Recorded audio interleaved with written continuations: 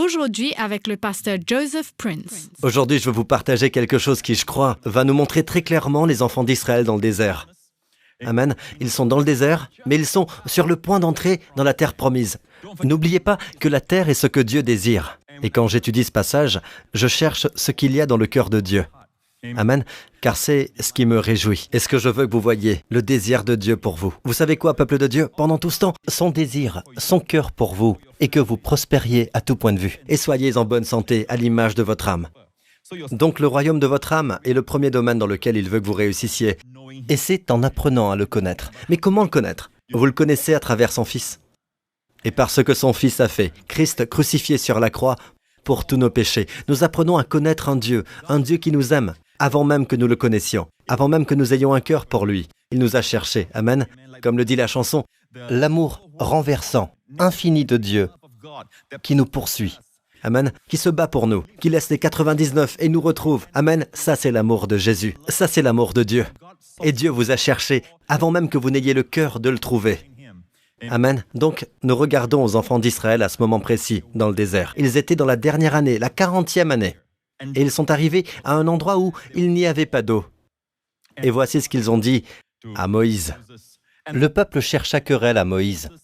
Ils dirent, « Si seulement nous avions expiré lorsque nos frères ont expiré devant l'Éternel. Maintenant, vous devez savoir une chose, peuple de Dieu. Ces gens erraient dans le désert et ils étaient arrivés à leur 40e année.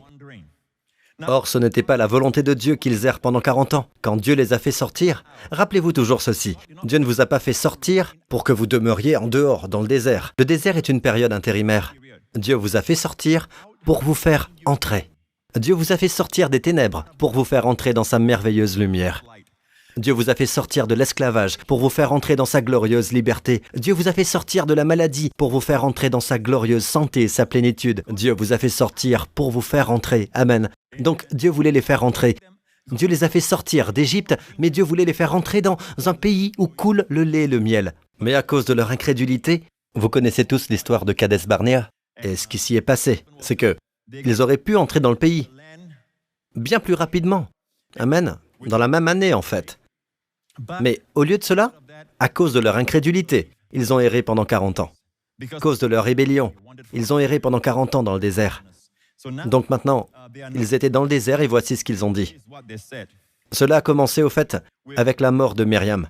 Et maintenant ils disent, « Pourquoi avez-vous fait venir l'assemblée de l'Éternel dans ce désert ?» Premièrement, Moïse ne les a pas fait venir là. C'est Dieu qui les a fait venir à cet endroit. Mais ils se querellaient avec Moïse et Aaron en disant, « Pourquoi avez-vous fait venir l'assemblée de l'Éternel dans ce désert? Est-ce pour que nous y mourions, nous et notre bétail?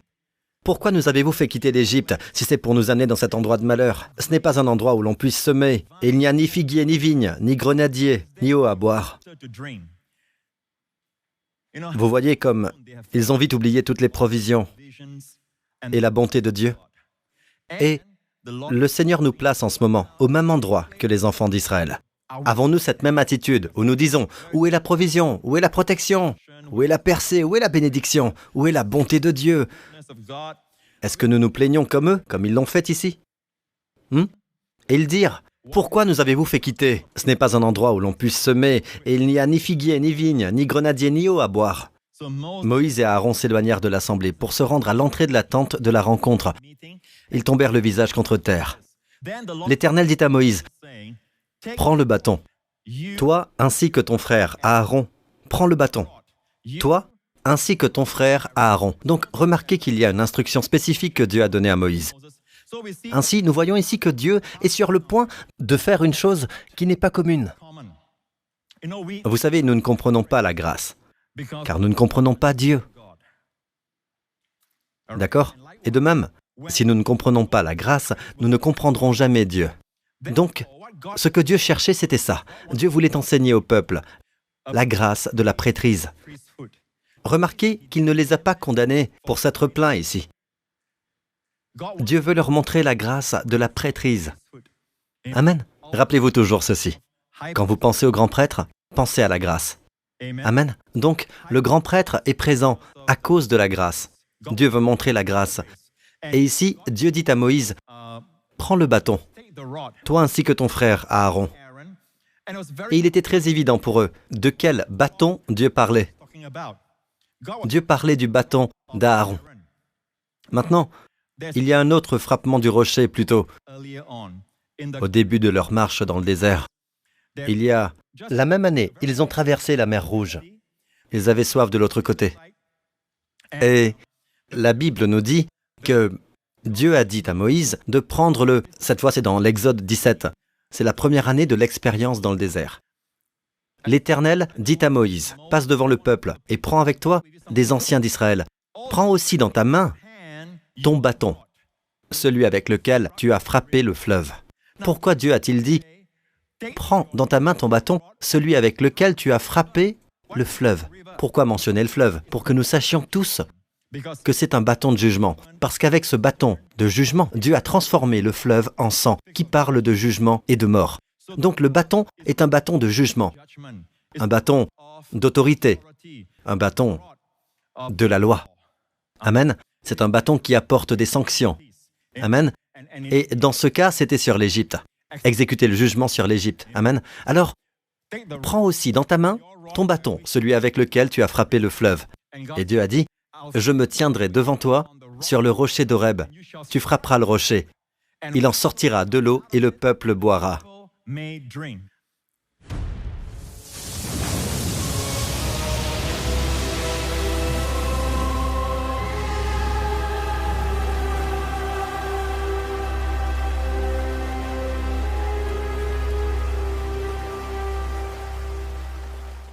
Écoutez bien, cela s'est passé au cours de la première année où ils erraient dans le désert. Nombre 20, que nous venons de lire, est la 40e année, la dernière année, juste avant qu'ils n'entrent dans le pays. Donc, nous parlons de 2 rochers qui ont apporté de l'eau. Maintenant, établissons une fois pour toutes que le rocher est une image du Christ. Dans 1 Corinthiens 10, il est dit qu'il buvait à un rocher, et ce rocher était Christ. C'est très clair, amen. Donc le rocher était Christ. Au début, Dieu a dit à Moïse de frapper le rocher. Amen.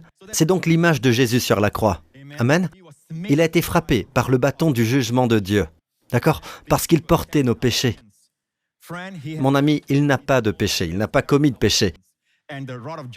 Et le bâton du jugement de Dieu est tombé sur lui. Donc, une fois qu'il a été frappé, des rivières de vie peuvent venir à vous maintenant, vous et moi. Parce qu'il est mort pour nos péchés. Le péché n'est plus un obstacle dans votre vie. À toute la bonté, à tout le rafraîchissement et à toutes les bénédictions de Dieu dans votre vie. Amen. Le salut de Dieu vient pleinement et totalement, sans entrave pour vous et vos familles. Amen. Pourquoi? Parce que Jésus a pris votre jugement. Ainsi, c'est comme si le cœur de Dieu s'ouvrait. Judiciairement, justement, il est glorifié, pas seulement satisfait. Ce qu'il a fait à la croix est bien plus. Dieu est glorifié. Alléluia. Louez Dieu. Donc, une fois suffit. La Bible dit une fois que Jésus l'a fait, un seul sacrifice. Les mots « un seul sacrifice pour les péchés pour toujours ». Amen. Il est mort une fois, ayant purgé nos péchés une fois pour toutes. Tous ces mots signifient « une fois pour toutes ». Hapas. Vous ne pouvez pas répéter la mort de Jésus. Alors rappelez-vous que une seule mort suffit. Amen. Où il a pris nos péchés sur la croix. Et en conséquence, toute la générosité de Dieu coule. Je veux dire, se précipite dans nos vies comme une rivière puissante à cause de la mort du Christ. Ainsi, Christ crucifié est la base par laquelle toutes les bénédictions de Dieu entrent dans notre vie. Amen. Donc ici, il est dit, Dieu a dit, prends le bâton, toi ainsi que ton frère. Maintenant, nous arrivons à la 40e année. Donc cette fois, remarquez que Dieu a dit, prends le bâton. Et de quel bâton s'agit-il? Le bâton de Moïse? Le bâton de jugement? Non. Prends le bâton. Toi ainsi que ton frère Aaron. Il s'agit du bâton d'Aaron. Aaron aussi avait un bâton. Mais Aaron était un grand prêtre. Donc son bâton, vous vous souvenez de son bâton dans Nombre 17? Dans Nombre 17, il y a eu de nouveau des murmures au sein du peuple d'Israël. Pourquoi Aaron devrait-il être le chef? Pourquoi devrait-il être le grand prêtre sur nous? Alors Dieu a dit, très bien, vous tous, chefs, apportez chacun votre bâton. Ils apportèrent donc les 12 bâtons, plus le bâton d'Aaron. Moïse mit tous les bâtons dans le tabernacle. Au bout d'une nuit, ils vinrent tous chercher leurs bâtons. Et un seul bâton avait bourgeonné et fleuri. Amen. C'est celui d'Aaron qui avait bourgeonné et fleuri. Et avait donné naissance à des amandes. Il a donné des amandes. Vous savez quoi, en Israël, l'une des choses que vous apprenez lorsque vous allez étudier les fruits en Israël, qui est une étude très intéressante et fructueuse, c'est que l'amande est le premier fruit à se montrer après l'hiver. Amen. C'est le premier fruit mûr. Amen. Pour indiquer que l'hiver touche à sa fin. D'accord? Et c'est le mot hébreu pour dire veille. C'est le premier fruit. C'est une image de Jésus-Christ, notre grand prêtre, qui est ressuscité des morts. Comment une tige coupée de sa source peut-elle... Amen. C'est une tige morte dans la nature. Comment peut-elle bourgeonner et fleurir? Grâce à la puissance de la résurrection. Amen. Donc Jésus est ressuscité des morts avec la vie de la résurrection. Amen. Seuls les morts et la résurrection de Jésus-Christ peuvent nous faire traverser et sortir du désert. Amen. Moïse prit le bâton. Ce n'est pas son propre bâton de jugement.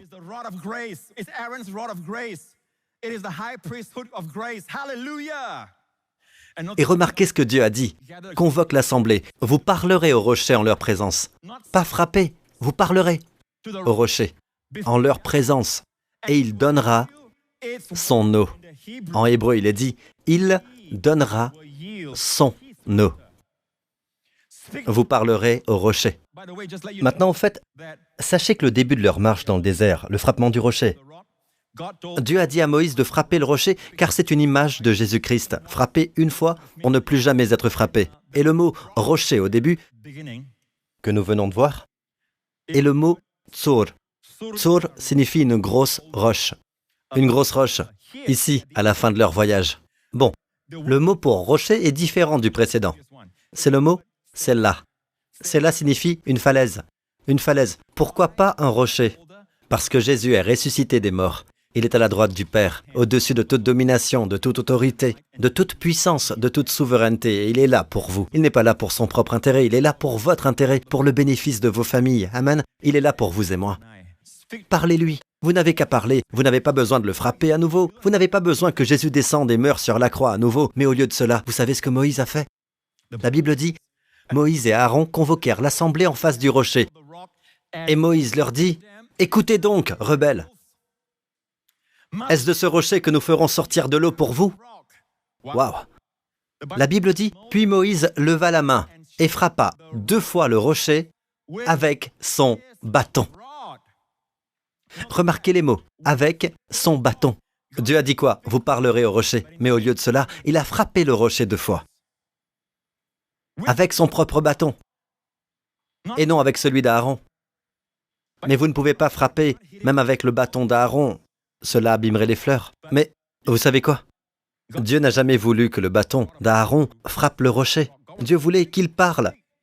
Simplement parler. Une fois que Christ a été crucifié, vous ne pouvez pas lui demander de descendre et de mourir à nouveau pour un nouveau problème, un nouveau péché que vous avez commis et un nouveau besoin dans votre vie. Un seul sacrifice suffit pour tous les temps. Ce n'est pas comme si Dieu disait « Oh mon Dieu, j'ai oublié le virus Covid-19 quand Jésus est mort sur la croix. » Non, tout est couvert. Il a pris lui-même nos infirmités et a porté nos maladies. Il a tout porté. Mais au lieu de cela, Moïse a pris son propre bâton, le bâton de jugement, et il a frappé le Séla, la falaise. Il a frappé le rocher 2 fois. Et mon ami, malgré cela, en dépit de cela, malgré cela, dit la Bible, il sortit de l'eau en abondance. L'assemblée but ainsi que le bétail. Si Moïse ne respecte pas sa sainteté devant le peuple, il respectera la propre sainteté de son nom. Et il a pourvu aux besoins du peuple. Mais néanmoins, Moïse avait péché d'une manière majeure. Au moment où Dieu voulait qu'ils se rencontrent quand Dieu dit « Prends le bâton d'Aaron, prends le bâton », Dieu dit à tout le peuple d'Israël « Détachez votre regard de vous-même et regardez le grand prêtre et à sa grâce. » Regardez le grand prêtre, votre grand prêtre et sa grâce. Ne regardez pas à quel point vous êtes mauvais. Vous savez combien vous êtes mauvais? En fait, dès que vous l'avez dit, vous savez que vous avez péché. Mais détournez votre regard de vous-même et regardez votre grand prêtre. Je vais vous mesurer. Je vais mesurer mes bénédictions sur votre vie en fonction de votre grand prêtre. À quel point cela aurait-il été glorieux? Et je crois que c'est la bonté de Dieu qui fera Israël se repentir. Même se repentir de ses murmures. Je crois, mon ami, que c'est la bonté de Dieu qui pousse les gens à se repentir, à changer d'attitude. Amen. Vous savez, la Bible le dit encore et encore dans le livre des Hébreux. Ainsi, puisque nous avons un souverain grand prêtre. Ainsi, puisque nous avons un souverain grand prêtre, vous devez le voir. Vous devez aussi savoir que vous n'essayez pas de l'avoir. Vous avez, dites vous avez, nous avons, dites j'ai, ma famille et moi, nous avons un grand prêtre. Quand vous êtes confronté à une situation, amen, vous êtes perplexe quant à ce que vous traversez, une épreuve, un moment éprouvant, dites j'ai un grand prêtre. Amen. Qui a traversé le ciel, Jésus, le Fils de Dieu. Restons fermement attachés à la foi que nous professons. En effet, nous n'avons pas un grand prêtre incapable de compatir à nos faiblesses. Au contraire, il a été tenté en tout point comme nous, mais sans commettre de péché. Approchons-nous donc avec assurance du trône de la grâce. N'oubliez pas, encore une fois, que le grand prêtre et la grâce vont de pair. Quand vous pensez au grand prêtre, pensez à la grâce. Amen. Quand vous pensez à la grâce de Dieu, pensez au grand prêtre. Amen. Afin d'obtenir compassion. Approchons-nous donc avec assurance du trône de la grâce, pas du trône du jugement, afin d'obtenir compassion et de trouver grâce pour être secourus au moment opportun. Quel que soit le moment présent, le besoin, et nous avons toutes sortes de besoins dans le monde d'aujourd'hui. Amen, à l'époque où nous vivons. Mais même spécifiquement dans votre propre vie, approchez avec assurance. Approchez-vous avec assurance, car nous avons un grand prêtre sur la maison de Dieu. Quand vous descendez là-bas, approchez-vous avec assurance, car le grand prêtre est là pour vous. Il est là pour vous présenter saint, juste, irréprochable devant Dieu, car il a été frappé une fois sur la croix avec le bâton du jugement de Dieu, pour que vous et moi puissions profiter des eaux rafraîchissantes du salut. Amen. Et de toute la bonté de Dieu. Je voudrais terminer en disant ceci. Juste un mot aussi à tous les pasteurs et dirigeants, et je m'inclus moi-même. Comme je viens de le dire, mon ami, comment représentons-nous Dieu aux yeux des gens, les gens du monde? Ils pensent que nous sommes tous une bande de gens qui veulent leur peau, à pointer du doigt leurs péchés, à leur trouver des défauts. Ils pensent que nous sommes des gens méchants. Et notre sainteté n'a pas de joie parfois. On dirait que nous sommes baptisés dans du jus de citron. Vous savez, mes amis, je ne pense pas que ce soit la façon de représenter Dieu. Je crois que nous représentons Dieu selon la grâce de son cœur, selon la bonté de qui il est. Amen. Nous disons aux gens, Dieu vous aime. Mais ils diront, j'ai des péchés dans ma vie, je sais que je ne suis pas qualifié. Non, vous venez à Jésus comme vous êtes et il vous qualifiera. Il ne vous charge pas de vos fautes. Amen. Il vous aime. Alors que vous étiez pécheur, Christ est mort pour vous. Votre péché n'est plus une barrière entre vous et Dieu. Alors venez à la maison. Le Christ s'est occupé de vos péchés. Et si vous croyez cela, la Bible appelle cela une foi sainte. Remarquez ce qui s'est passé. Je vais terminer avec ça. Retournez à Nombre 20. Qu'a dit Dieu à Moïse? Alors l'Éternel dit à Moïse et à Aaron, « Puisque vous n'avez pas eu assez confiance en moi pour respecter ma sainteté devant les Israélites, vous ne ferez pas entrer cette assemblée dans le pays que je lui donne. » Très triste. Il est finalement arrivé à la 40e année et il n'a pas pu entrer dans le pays. Et ici, il est vu de façon dérogatoire. Parfois, il est vu comme un type du Christ qui est monté sur la montagne. Amen. Et est redescendu. Mais ici, il est vu de façon dérogatoire. Il représente la loi. Et la loi ne peut pas amener le peuple de Dieu dans la terre promise. Seule la grâce du grand prêtre peut amener le peuple à travers le désert et dans la terre promise. Et remarquez ce que Dieu dit. Donc, puisque vous n'avez pas eu assez confiance en moi, et regardez la version du semeur, voici ce que cela signifie. Vous n'avez pas honoré ma sainteté aux yeux des Israélites. Faire preuve de grâce envers le peuple, c'est démontrer que Dieu est saint. Nous pensons que lorsque nous parlons de choses à faire et à ne pas faire, les gens verront un Dieu saint. Mais ici, Dieu dit que si vous faites preuve de grâce, si vous avez cru ce que je viens de dire, et que vous aviez parlé au rocher, et démontré la grâce d'un grand prêtre, vous m'auriez sanctifié. Vous auriez honoré ma sainteté aux yeux des Israélites. Ça me rappelle ce que Josaphat, quand toutes les autres armées le surpassaient en nombre, c'était comme 10 contre 1, d'accord? Des milliers d'armées à travers les montagnes. Et la Bible dit que personne ne pouvait les compter. Et il a envoyé des louanges devant, des gens pour louer Dieu. Il a envoyé des louanges au lieu de commandos. Il les a envoyés au front. Et qu'est-ce qu'ils ont fait? La Bible dit qu'ils ont chanté pour louer la beauté de la sainteté. La sainteté? Quel était ce chant? Voici le chant qu'ils chantaient pour louer la beauté de sa sainteté.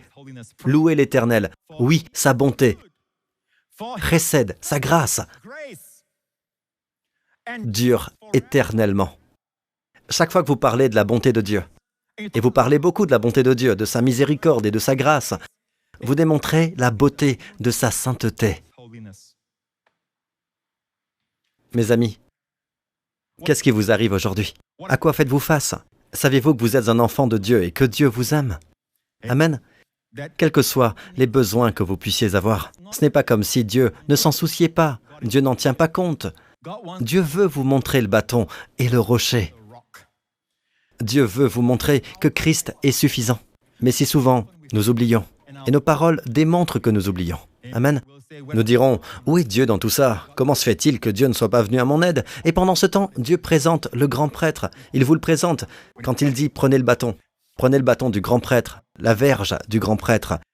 Notre cœur devrait bondir de joie. Il vous dit que la provision arrive, car vous avez un grand prêtre. Ce n'est pas comme si vous n'aviez pas de grand prêtre, vous avez un grand prêtre. Dites cette prière avec moi. Je veux vous conduire dans les bras du Père. Amen. Faites cette prière avec moi. Dites, Père Céleste, je crois que Christ est mort pour mes péchés. Je crois que tu l'as ressuscité des morts quand tu m'as déclaré juste. Merci, Père, d'avoir envoyé Jésus mourir pour mes péchés. Et je te remercie, Père, parce que tu l'as ressuscité des morts aujourd'hui. J'ai un grand prêtre dans les cieux. Et je te remercie de me traiter chaque jour selon ta grâce, et non pas en fonction de ce que je mérite. Merci, Père, parce que la grâce n'est pas naturelle. Que ton Saint-Esprit me convainc de la justice. Apprends-moi chaque jour qui tu es et non ce que je suis. Au nom de Jésus, je déclare que Jésus-Christ est mon Seigneur. Au nom de Jésus-Christ. Amen. Maintenant, vous êtes un enfant de Dieu, vous êtes un croyant et vous avez un grand prêtre. Amen. À la droite du Père. Et il prie pour nous. Parfois, même moi, je lui disais, « Seigneur Jésus, je n'ai plus une seule prière, prie pour moi. » Amen. Je me repose juste en lui, je me repose dans sa prière. Vous avez un grand prêtre. Grand prêtre signifie quoi? Dieu vous traite non pas en fonction de ce que vous méritez, non pas en fonction de vos mérites. Dieu vous traite sur la base des mérites de son Fils. Amen. Il vous aime. Louez le Seigneur. Disons-le ensemble. Nous avons, dites-le, nous avons un grand prêtre, notre Seigneur Jésus-Christ. Amen. Continuez à dire, nous avons un grand prêtre. La Bible dit, nous avons un grand prêtre, restons fermement attachés à la foi que nous professons. Amen. Et attendez, amen, des rivières, des fleuves de rafraîchissement venant vers vous. Attendez que Dieu fasse un revirement de la situation dans laquelle vous vous trouvez. Amen. Attendez du bien de votre avenir. Attendez que la santé jaillisse rapidement. Même si vous avez reçu un pronostic défavorable. Amen. Attendez que la santé jaillisse rapidement. Vos meilleurs jours sont encore à venir. Pourquoi? Parce que vous avez un grand prêtre. Au nom de Jésus. Amen. Que le Seigneur vous bénisse et vous garde tout au long de cette semaine. Que le Seigneur vous protège, vous et vos proches, du virus Covid-19. Que le Seigneur vous garde. Votre grand prêtre vous garde dans ses bras, à l'abri de tout mal et du pouvoir du malin. Que le Seigneur fasse briller son visage sur vous, qu'il vous soit favorable, qu'il vous accorde sa grâce. Que le Seigneur se tourne vers vous et votre famille et donne à chacun de vous son shalom, sa plénitude, son bien-être et sa paix. Au nom du Seigneur Jésus-Christ. Et le peuple dit Amen. À très bientôt.